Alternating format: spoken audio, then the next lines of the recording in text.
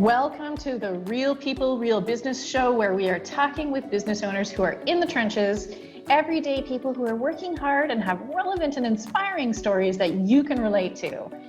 Everyone we speak to is actively building and growing their business and is here to share their experiences, lessons, wisdom, and guidance so you can be inspired to take action towards your own goals. And my guest today, man, she is just killing it with her business. She has been through her own journey. She's going to share it with us today and has some awesome stories for us. So without further ado, I am so excited to welcome Becca Dalrymple. She is a fitness trainer in LA who works with women over 40 to help them get more aligned with their fitness goals and with the bodies that they have right now, which I think is so important. And she's been focusing on habits and motivation and what we do to make ourselves stick to goals and stick to routines. So I'm going to let her talk a little bit about that. But welcome to the show, Becca, and thanks so much for taking the time to share your story today. Hey, Stephanie. Hey, everybody. I'm super excited to be here. I can't wait for us to dive in. So, Becca, tell us your story. How did you end up where you are right now? Oh, it's been a long road. It's been like a long 5-year road. I moved to LA 5 years ago, actually this month. So this month is my 5-year anniversary of packing up everything and driving from Minnesota across the country with a cat. And, I had one panic attack along the way, but I made it here and I came out here to LA to be a personal trainer. And before that, I had always wanted, fitness has always been like a big part of my life and sports. And I was a gymnastics coach before I was a trainer, but it's something that I had always wanted to do. So I decided to take the opportunity to move to LA as kind of my chance to be a personal trainer. So I did, and I was super scared and very intimidated. And LA can be kind of a overwhelming place, but I did, and I'm here, and I'm still a personal trainer, and things have been great. So it's been pretty crazy, and the way that my business has evolved, like since when I started in the beginning 5 years ago, it's pretty insane. So have you always been a trainer, or did you sort of migrate from some other career? No, I migrated from gymnastics coaching. So that's what I did before. But I've been, like I was saying, involved in sports or, some type of physical activity for my entire life, ever since I was 4 years old and started competitive gymnastics.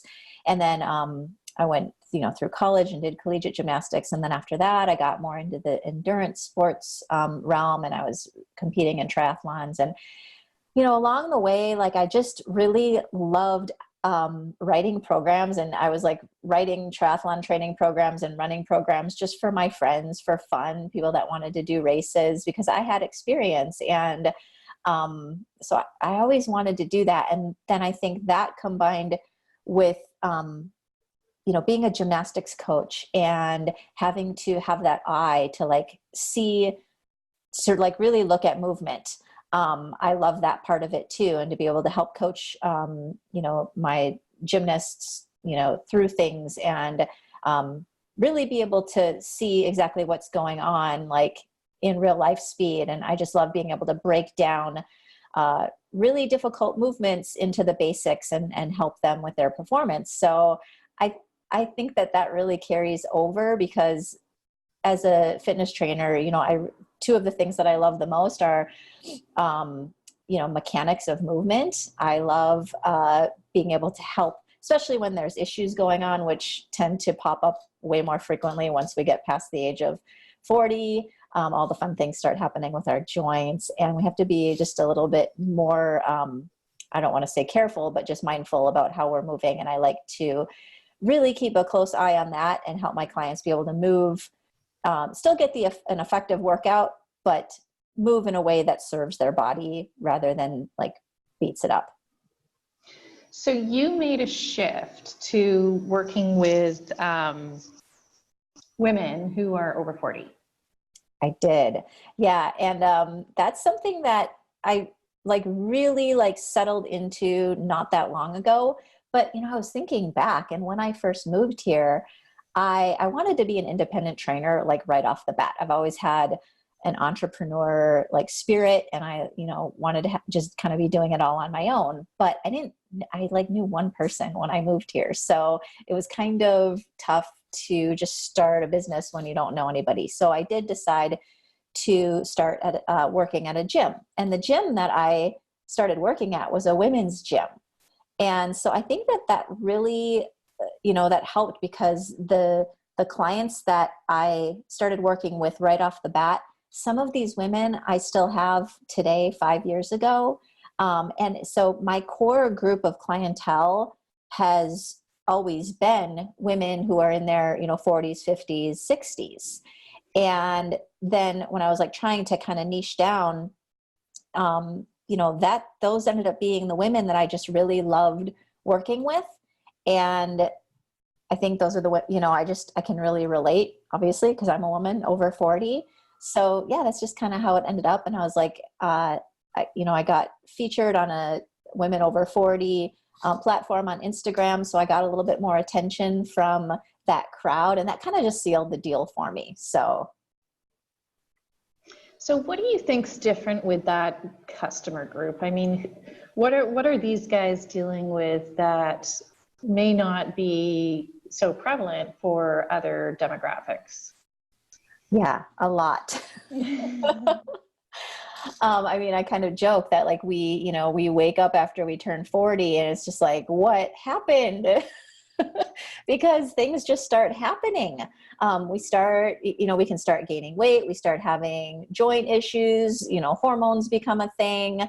Yeah, just as we get older, you know, it's kind of inevitable that we're going to be dealing with some different types of issues.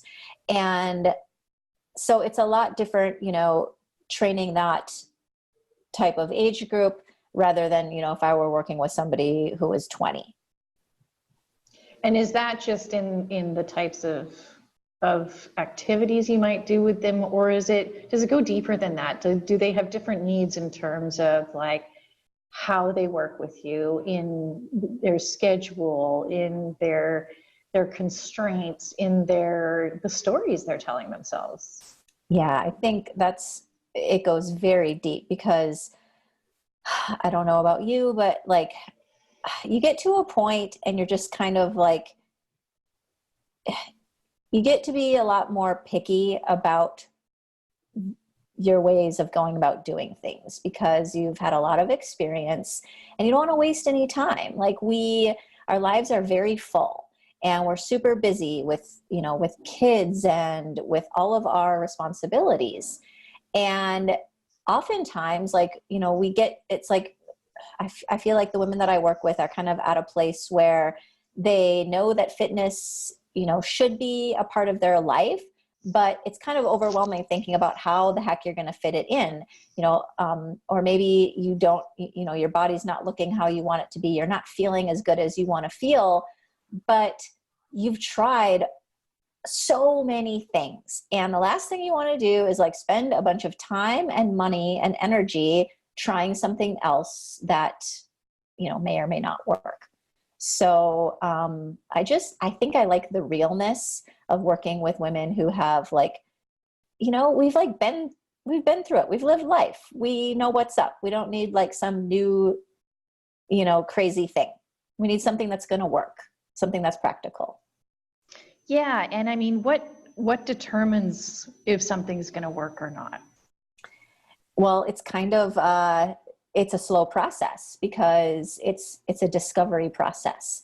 And that's how I like to work. So when I'm working with someone, we take our time and I really get to know, I really like to get to know what's going on with my client and with their life. And then we just try things. You know, we have to start somewhere. So I have like a framework that I like to start with, but I was just talking to one of my clients today, and we, came up with a program for strength training. And then that was last week. And it's like, all right, cool, here we go. We're going to like add in the strength training component to your program. And then I talked to her today, and she's got so much going on, and she's done a lot with shifting the way that she eats. And she's been making great progress with that. And she's feeling really good, but she has just kind of these unexpected stresses that came up like within the last week.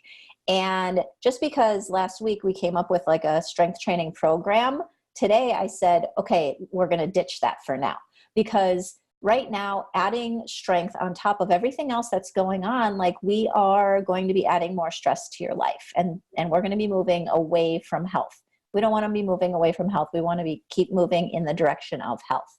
So that's what I mean. Like I like to work through these things slowly, because things pop up and things change. And it's kind of this like evolving process, if that makes sense. Totally makes sense. And I think that I know that Yeah. this is the difference with working with a trainer when you're younger, before you have responsibilities and before your body is starting to, in some ways betray you, right? And I think that flexibility is a really important part of the work that you do, and of helping these people build habits and routines. Because not unlike my own business and the work I do with my clients, consistency in your clients' work is really, really important, right? Yeah. And I think, that's something that I have, completely changed my approach with. Is when I first started, I because I didn't know any better, and I thought, I'm just going to create these workout programs, and then the people are going to come and I'm going to be able to just like drop them into my workout programs. But really it's the opposite. Like it's not like a cookie cutter thing. I can't just create something and then expect my clients to like fit their lives into it. It can be the best program in the world. It can be awesome. But if it doesn't work with your life, then it's completely a waste of time. So I kind of do the opposite. I work with the client, and then I create the program, and it's kind of like a constantly changing thing, or it can be, so that it continues to work with their life. And then they stick with it. They're able to have more adherence because it's working and it's feeling right. And that's the key, right? That's the big ticket. It is. Being a trainer, isn't it? To build something that your customers can be consistent with. Mm-hmm. Yeah. And I love building programs, and I've always loved that. And I love writing workouts, and I'm really good at it. But even when I first started, I knew that I liked the deeper work. I liked the motivation component, the mindset component. It's like, okay, why are people choosing to do the workout? Why are they not doing the workout? Like, what's going on? What's below the surface? And that's the stuff that I like to really focus on. And that type of work is really what ends up helping my clients in the long run. So you're starting to double down on that a little bit, aren't you? I am. Yeah. I've been doing lots. I just am reading all the time and learning as much as I can.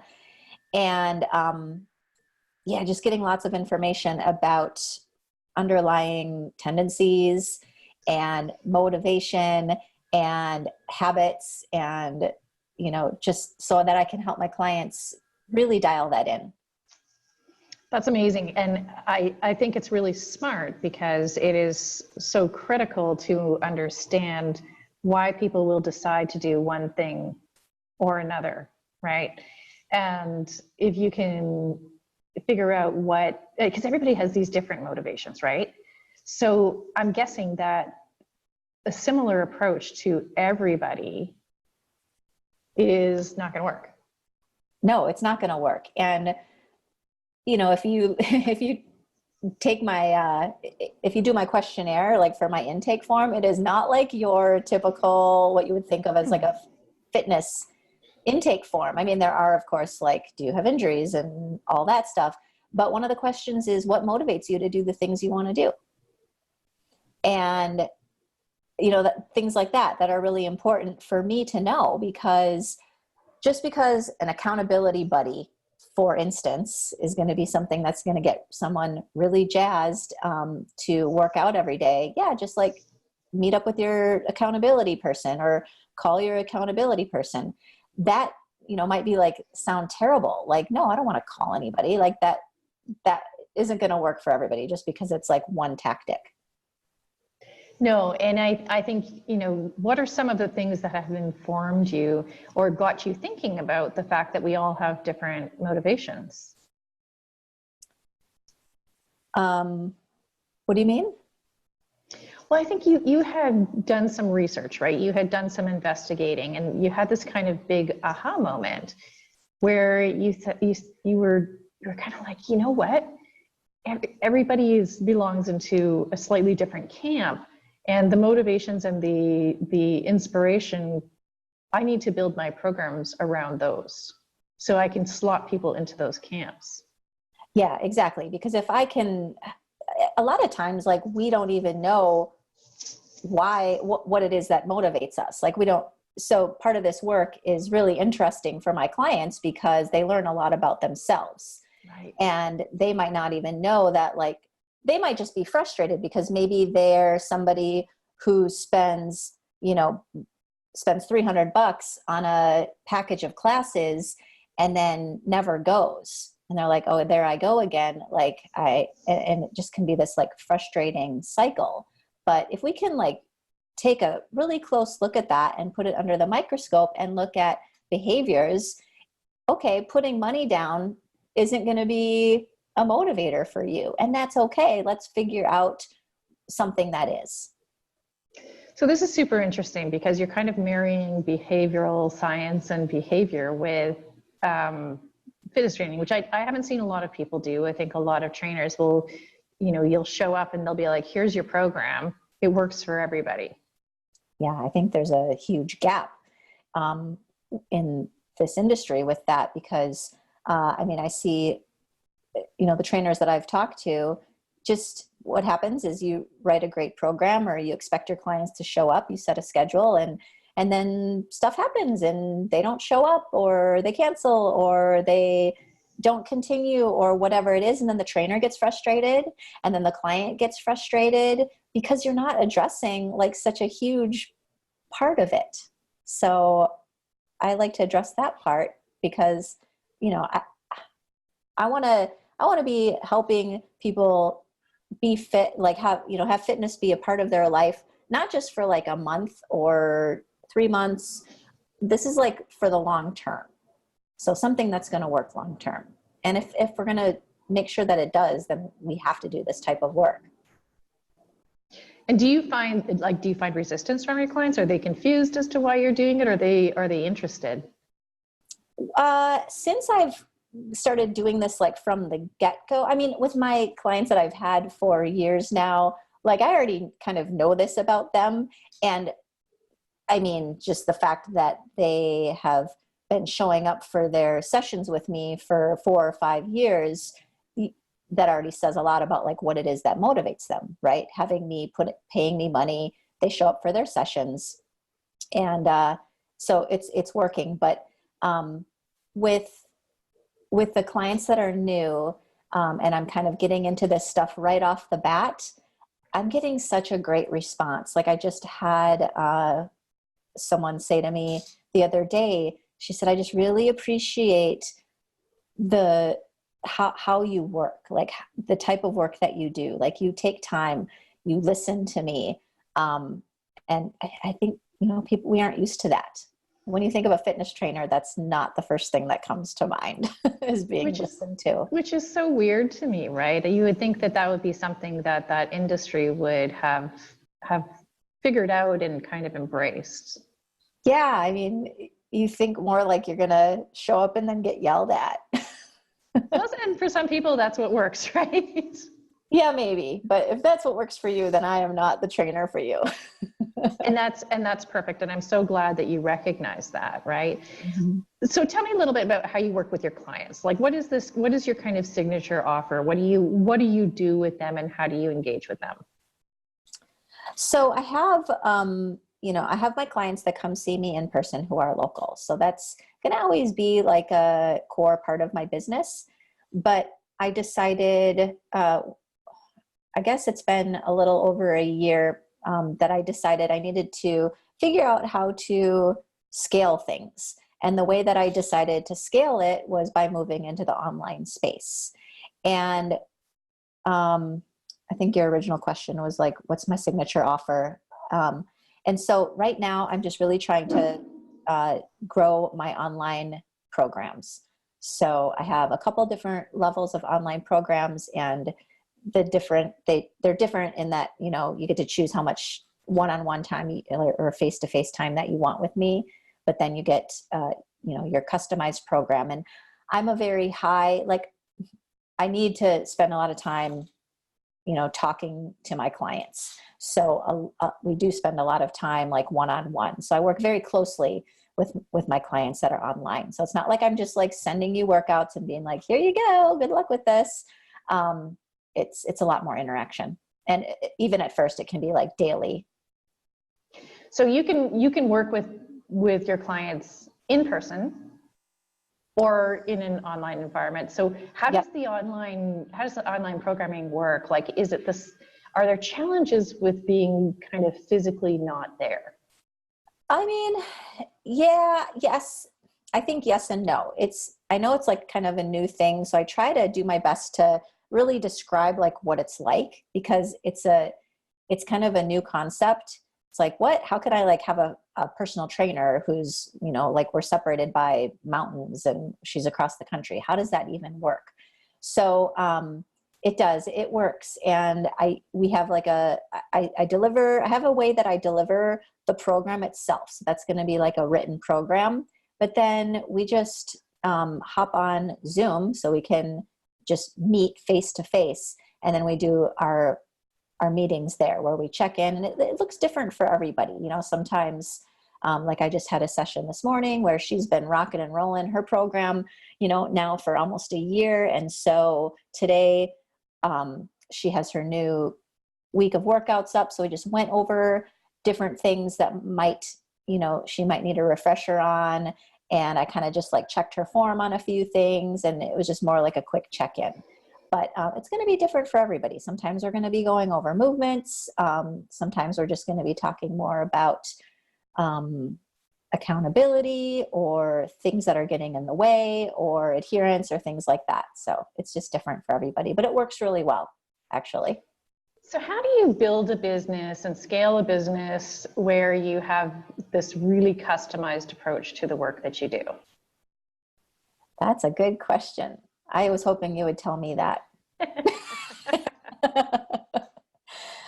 So yeah, when I decided that I needed to somehow scale this, because I quickly realized that I was getting burnt out. I was, when I first started out working at the gym, I was doing so many sessions. I was there 7 days a week.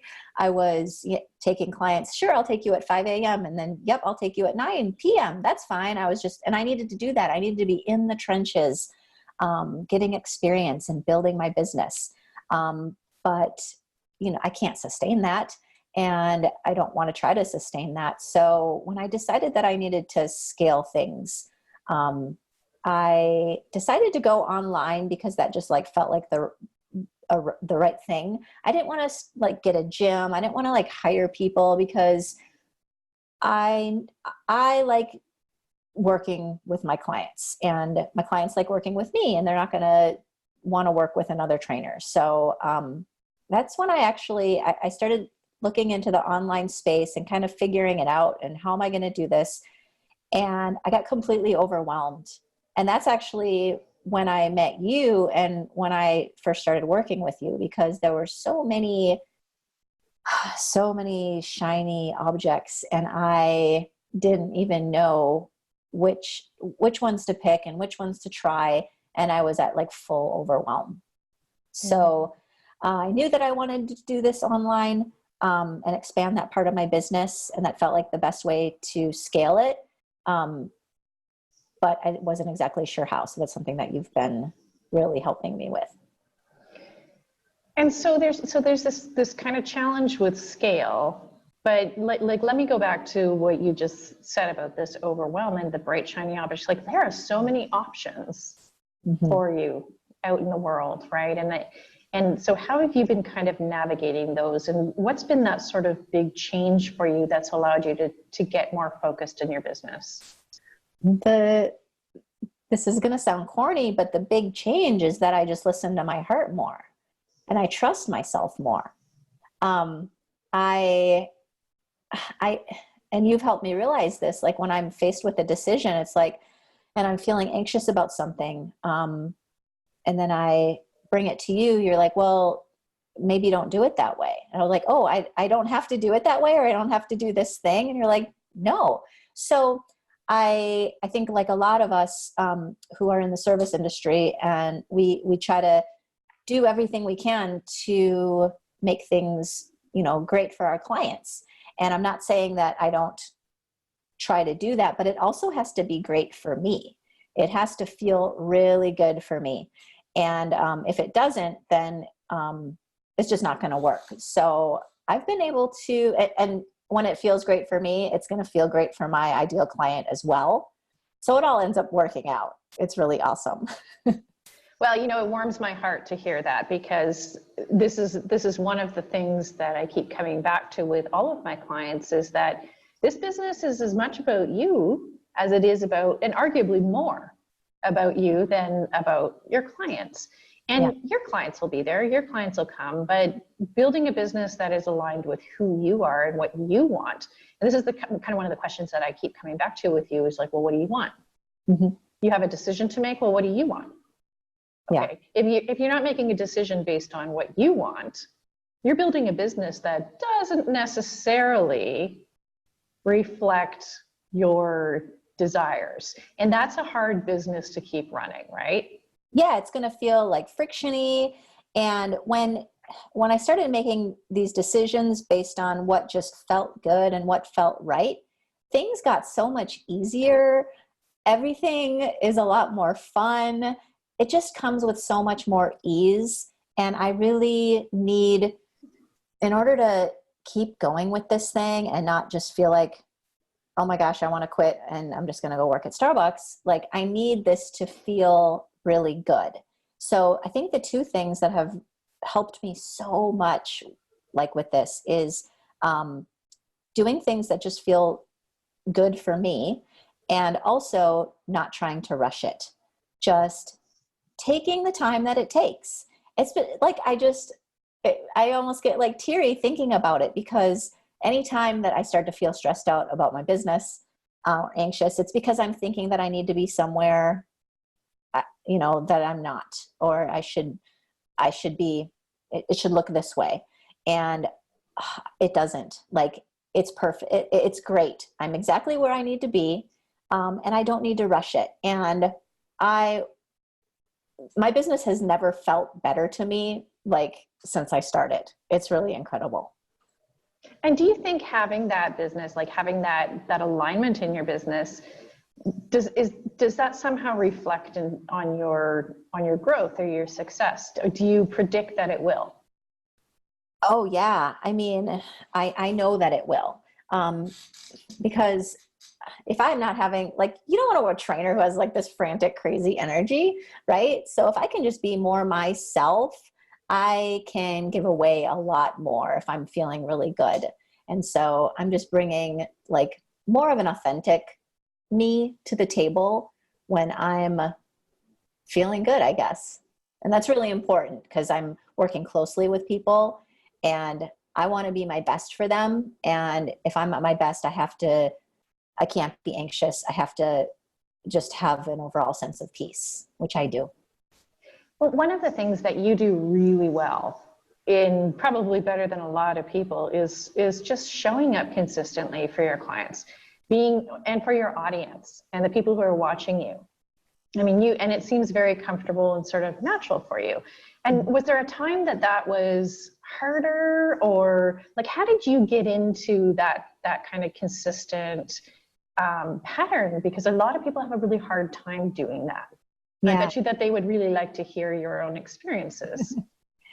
Well, 3 years ago, I didn't even know how to use Instagram. So um, I knew that if I was going to go online, I needed to start leveraging these platforms.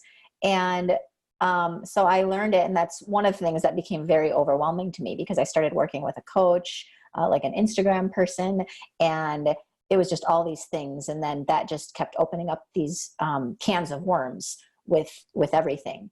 But I think having my writing background, I went to college for English, and I was the editor of a magazine for a while, and I've always really loved writing.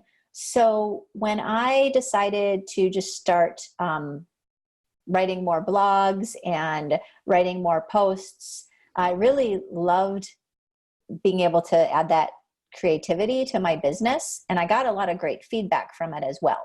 So I'm really good at consistently showing up, because it's easy for me, because I love it. Like, I almost feel like I have to do it. Like, I get these ideas and it just has to come out of me, and I have to share it.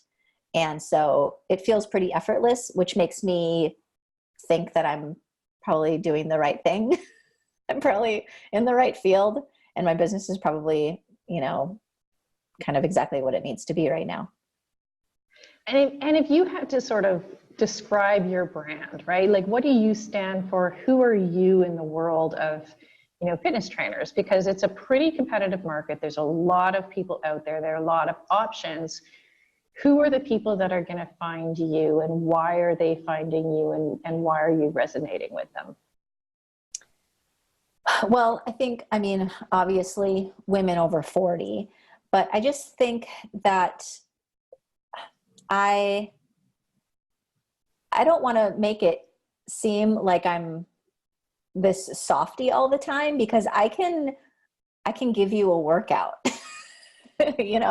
and part of what I do with my programming is I try to give my clients really efficient workouts, because we don't have a lot of time. So I think that my services would really appeal to women who only have a very small amount of time during the day to work out, and they're maybe working out from home, and then are also just wanting to be really real about, everything else that's going on in their life, and not wanting this quick fix, but wanting to really figure out a way for fitness to become part of who they are. That's huge, right? This identifying as a person. I mean, you and I had this conversation a while ago. I said, I want to be a runner. Mm-hmm. And you're like, well, what does that mean? When will you be a runner? Yeah. And I'm like, well, not yet. I'm like, you went running today, right? I think you're a runner. But taking people from when is that point where this now becomes part of their identity? Because that's a huge point for you to be aware of with your customers, because that, I'm imagining, that sort of changes the landscape of fitness in their lives. It does. And that's something that I can't just decide when that's going to happen. That is just something that's going to happen as part of their journey. So, and it's different for everybody. So I think a lot of it at first, because it's hard to work out. It's hard to be consistent with it. And if you don't really like to work out, it's even harder. So part of it in the beginning can feel kind of difficult. So you have to be willing, if this is something that you really want, you do have to be willing to take action, even when you're not feeling like it. And that's really the only way that you're going to start to develop the habit. And then if you can do that, if you can just like show up, and I even tell my clients that are really struggling with, resistance, is just tell yourself you're going to do 10 minutes of working out. That's all you need to do. And if after 10 minutes you are still like just hating it, then quit, right? You can be done with the workout, but just 10 minutes. And oftentimes they find that after just moving for like 5 or 6 or 7 minutes, they're feeling good and they're ready to go, and they do the full workout. But at first, yeah, it can be a struggle, but just showing up, taking action, and allowing it's like a magical shift that happens, because then you start getting used to it and you start feeling really good from it. You start feeling better in your body, you start noticing results. And those are often the things that are best for motivation, is seeing the results.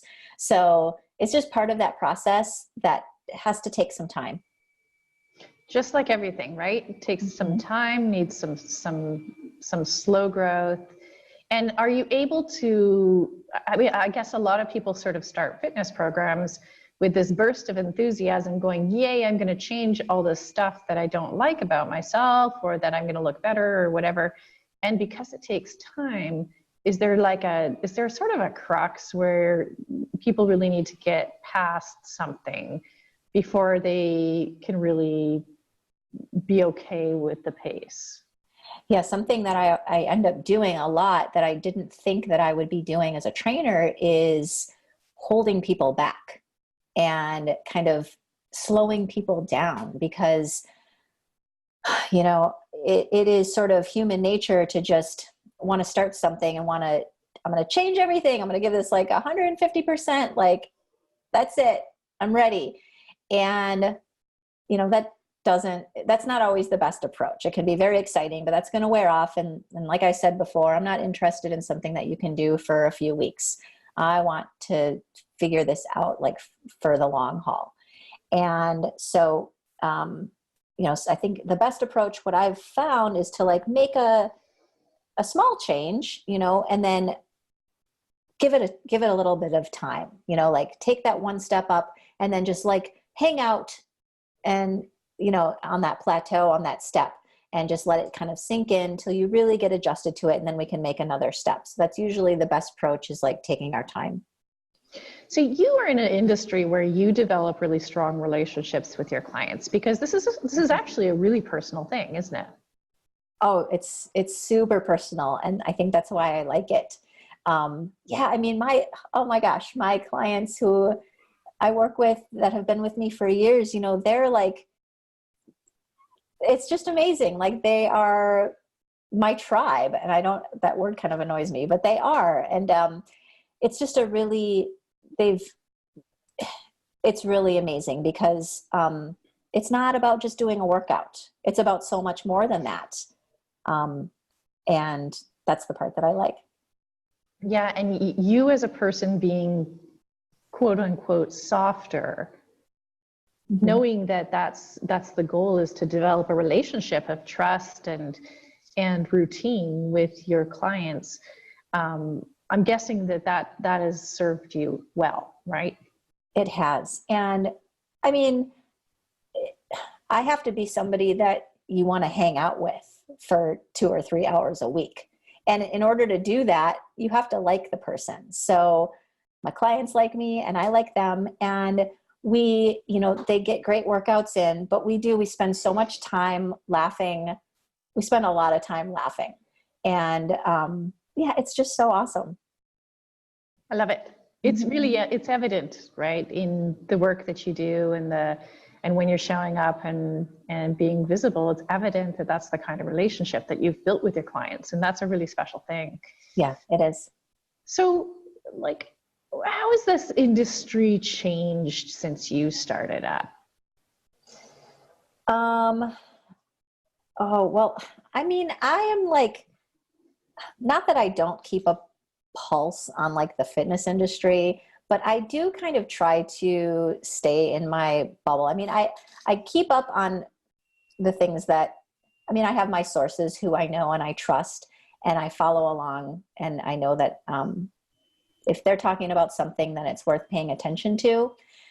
But I try not to pay too much attention to all of it, because there's so much nonsense, and it's, you know, it's a whatever million or billion-dollar industry. So there's a lot of people out there that are just out there trying to make money. And so I pay attention to what I need to. And I think that I talk a lot about just how we can become so overwhelmed if we pay too much attention to everything that's like coming at us from the fitness industry. So I can't even remember what your original question was. Like, how has the fitness industry changed? Well, for me, I'm a lot more selective because it's getting crazier and crazier. Yeah, it's big, right? There's a lot of, you can find data and information to support pretty much any claim or any program that you think might support you, right? Yep. And so there's, how do you navigate, and how do your clients navigate that sort of mess of information in the fitness industry? Well, I feel like the clients that work for me or work with me, they don't really need to, because if they're working with me, they probably trust me and they're just going to, follow what I say. But, I think it's also smart, to do your own research. And oh my gosh, I'm totally getting off track. I keep going on these tangents and I can't remember what your question was in the first place. That's okay. It means that this stuff means something to you. But just the question, there's all this stuff out there. Mm-hmm. And how do you choose what you're going to sort of hitch your wagon to, and what you're going to, I imagine you have clients who are not knowledgeable about some of these things, or haven't, they've all been exposed to some of the information that's out there and the trends in the fitness industry. Mm-hmm. And what happens when they come to you and they ask you about all of these things? How are you navigating that within your own business? Yep. It reminds me of those commercials, for the pharmaceutical companies, ask your doctor if Lipitor is right for you, right? It's ask your trainer if burpees are right for you. Because you can find a lot of evidence for all sorts of, on one side of the spectrum and all the way on the other to support it. So, I think, there's, just because a thing is a thing, and there's lots of things going on, there's lots of fads and trends and all these types of things, whether it's a type of workout or a type of diet.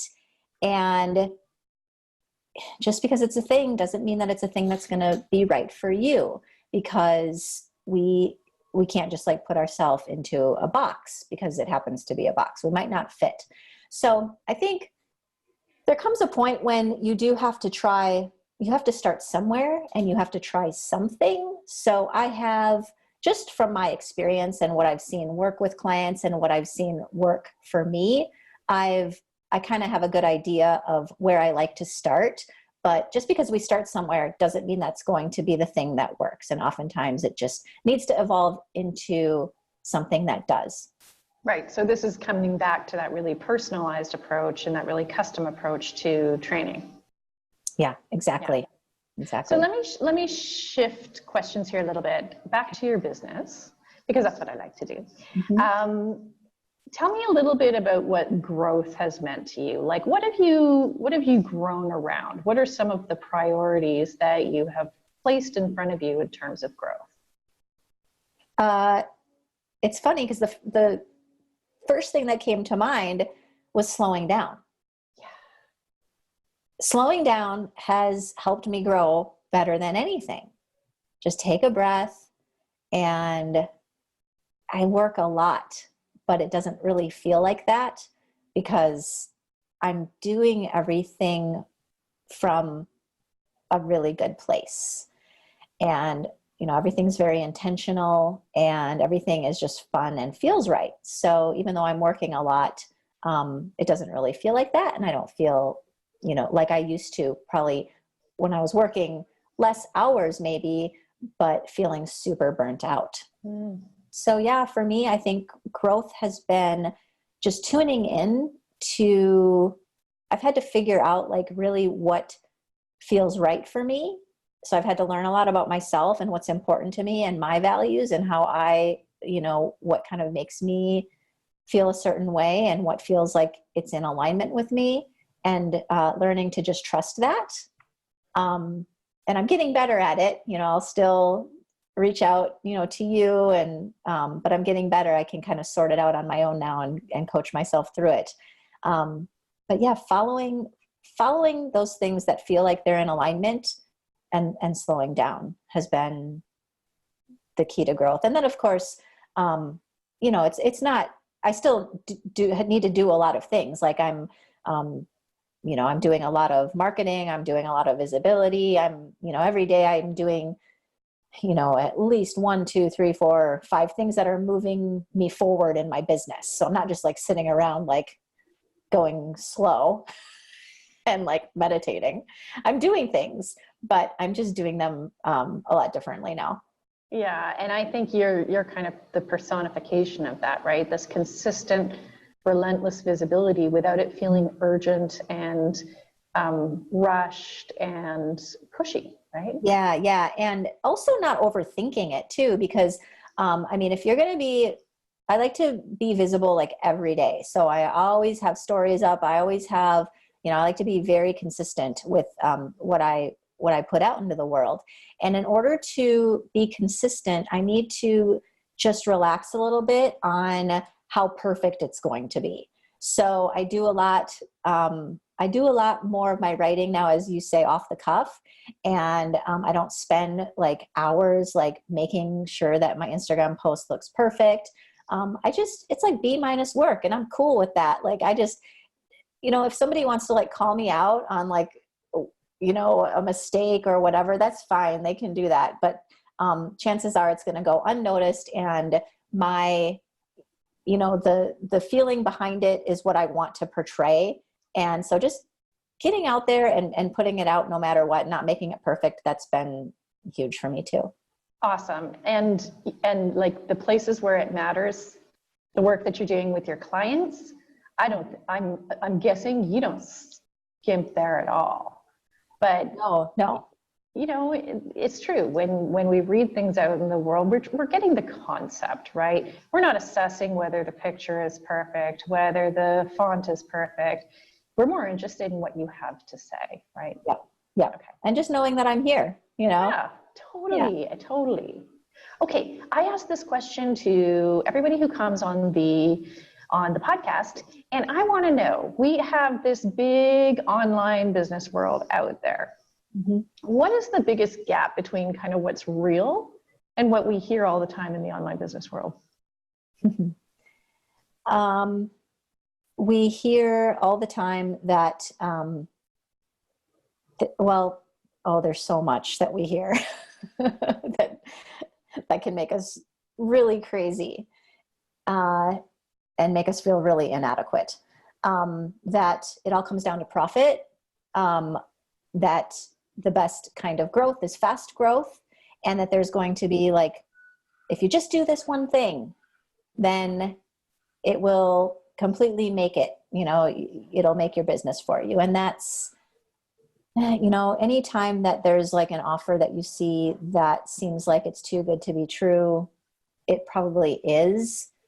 And that's why I like working with you. That's why when I started working with you, I felt like I could breathe again. Because these things take a lot of time, and it's okay to go slow. And, it's different for everybody. Like it's good to push forward sometimes and really lean into it and maybe a little bit faster growth, but there's not going to be like this one thing that you can do to like make you a bunch of money. So this is about building relationships. And and that takes time, it takes time for people to get to know me and for people to trust me and to build relationships, to the point of where, they hopefully want to work with me. So I can't expect that I'm just going to be able to like buy this thing off the internet that's going to all of a sudden like make my business for me. That's just ridiculous, especially when you're in a business like I am, which is based on personal relationships. It totally is. You have a personal brand. Yes, you're offering fitness training, but you have a personal brand for all intents and purposes, right? Yeah. Okay, so what's next for you, Becca? What's the next big project for you? Well, let's see. I mean, I've been gaining a lot of momentum in my Facebook group. So that's going to be a cool place to kind of grow from. I honestly don't know exactly what it's going to look like, and that's okay. That's another thing I've realized is I don't have to have it all figured out. So I think, I want to keep going just with building or getting more clients for my online programs, because I do, I have some space to fill with that, and I want to just be working with more women in that space. So I think that's really the next big thing for me. It's not like a big project or a big new thing. It's just like working with more people online. Awesome. That's a totally valid, viable next big thing. Yeah. All right. And what kind of support do you need in order to grow that part of your business? Like, what would be really helpful for you from this community? I mean, of course, like referrals are always awesome. If you know anyone who is just kind of at a feeling stuck point with their fitness, and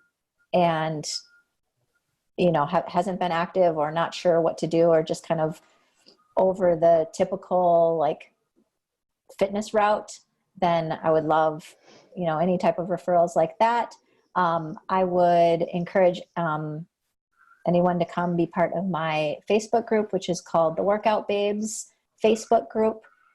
Yeah, that's about all I can think of. No, it's great. Awesome. Yeah. Okay. So I think that's a wrap. And thank you so much for taking the time to chat with me today. Can you tell the listeners how to find you? Yes. I hang out on Instagram a lot, so you can find me there. My handle is 1123 fitness. So the number's 1123 and then the word fitness. And then my website is 1123fitness.com. So yeah, those are two great places to find me. Awesome.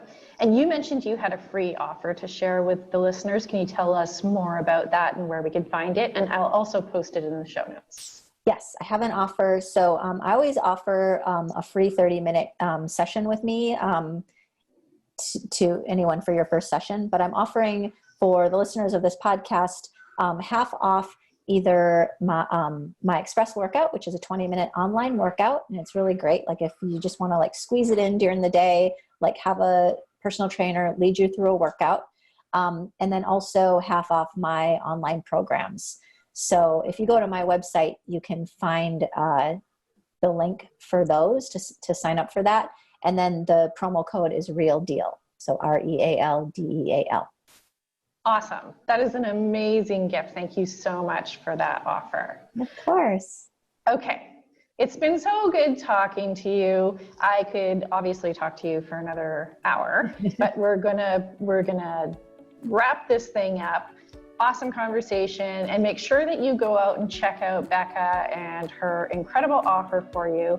And thank you for tuning in today to hear this story. The episodes that you're listening to are all featuring members of my free private Facebook group called the Real Deal Business Coaching Group, where we have daily prompts to keep you focused on building your business and sharing your everyday challenges, bi-weekly virtual coffee chats, and open coaching and member support from this incredible community of business owners. If you'd like to join our community, or if you'd like to be featured on this show, I'd love for you to come and hang out with us in the group.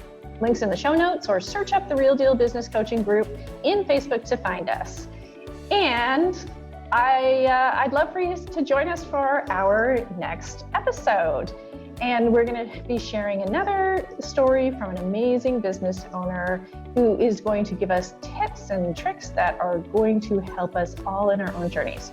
So thank you so much for being here. And if you have enjoyed today's content, I would love for you to give us a review on whatever platform you're listening on. And that helps us share these stories with an even bigger audience. Okay, until next time, I am cheering you on over here, and get out there and make a mess.